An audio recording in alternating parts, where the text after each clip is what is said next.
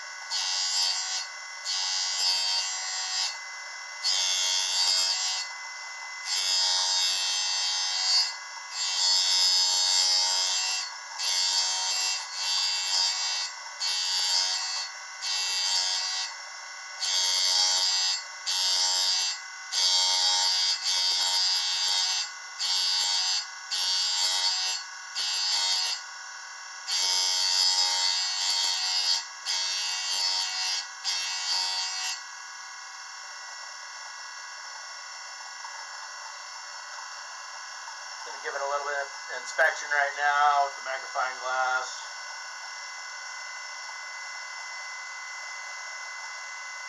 Take probably another 1,000th off of it.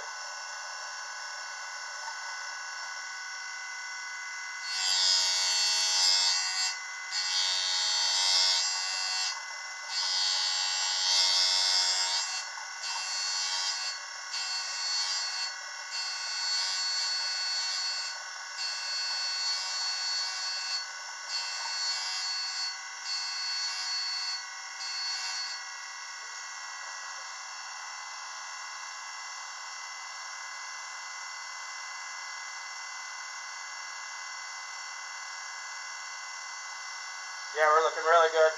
We're all the way up to the top of the tool now. So now that I've got the front geometry ground, I'm going to go ahead and grind the other geometry, which will end up to be 252.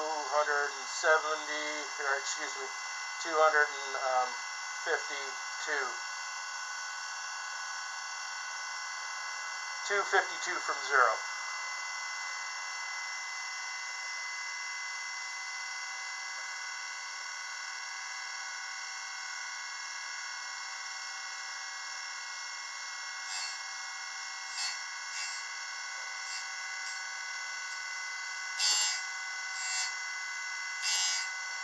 What you're hearing there is the misalignment of the raised carbide insert in this tool. It's rubbing on the very, very tip of the tool, but not at the heel of it, so we'll make sure that it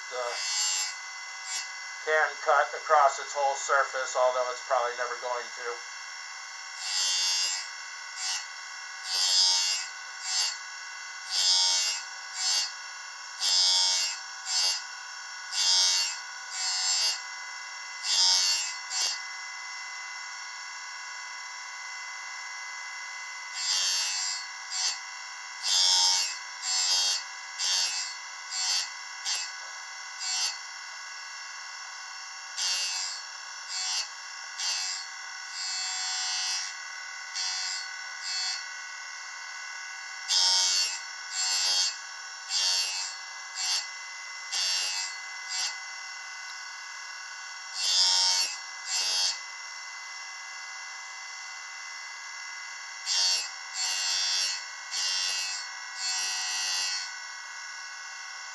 going to go ahead and inspect this.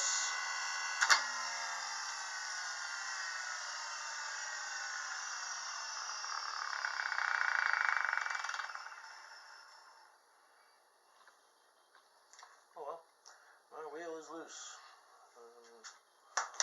That's never a good thing.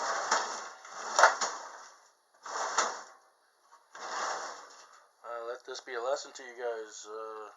Make sure your wheel's always tight.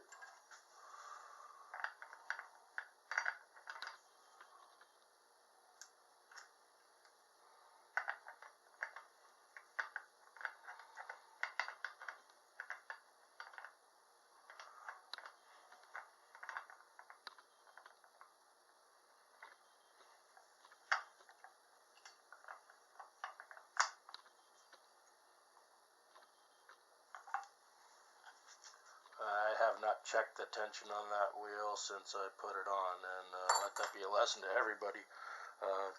Often check your tightness of the wheel. I don't know if it had any bearing on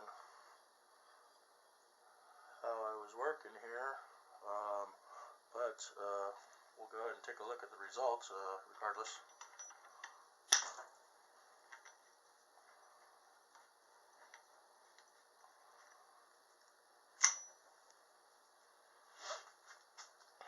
Okay, so I'm just barely touching the heel of this, so I've got actually quite a bit of work to do.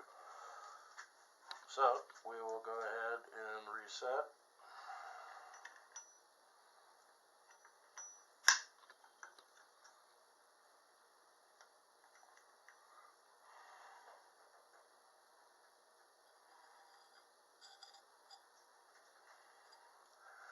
Okay, since I lost my last place of reference, I'm gonna Kentucky windage this to where I think it is relatively flat, and it's really inconsequential at this phase because we're just barely on the heel of the tool. So even if I do change it, we'll be within a degree or two. But the idea here is to grind the hole 8 degrees.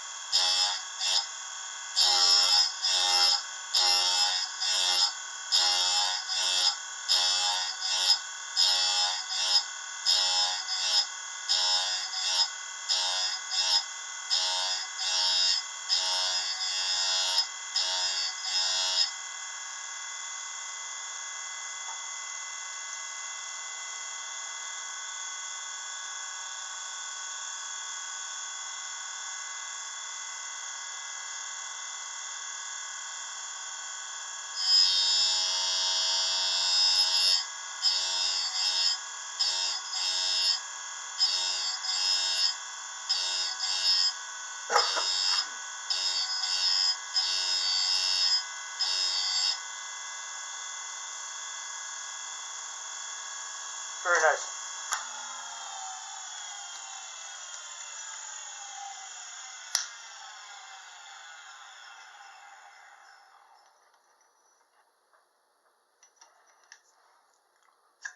Oh, shit. Probably just broke the tip off of it. Nope, didn't.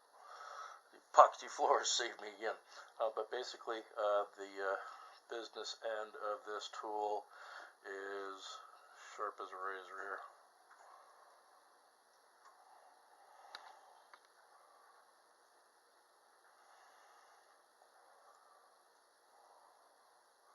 Let's come on in.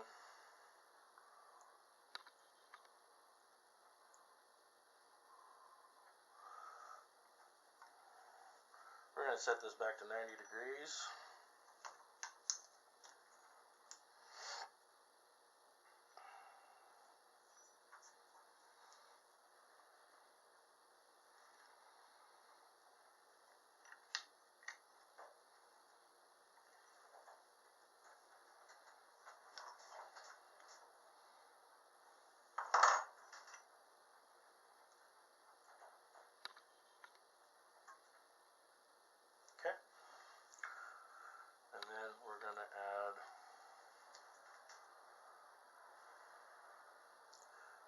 8.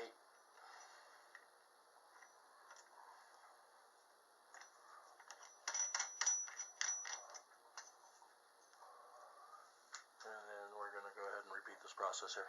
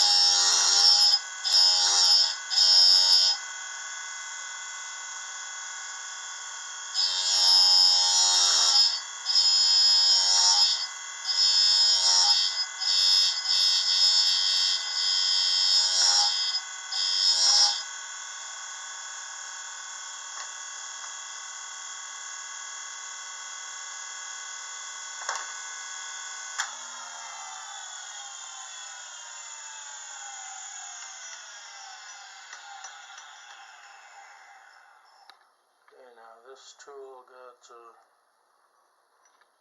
kind of warm while we're doing this, but as you can see, all of this material that it was brazed to had to be ground back, and then we got a full cut across the front of this tool. I didn't want to use up all of the carbide, so basically I went about a little bit more than 7/8 away across the front of this tool, and now we are razor sharp. And that is just a Harbor Freight before, after shot, and this tool is extremely sharp now and is useful for a lot of stuff. Now, I may get cute and just give a little round over on the tip, but I may just leave it just the way it is, just nice and sharp, and see how that performs. But sorry for the non-verbal video. That might be a blessing for some of you guys, but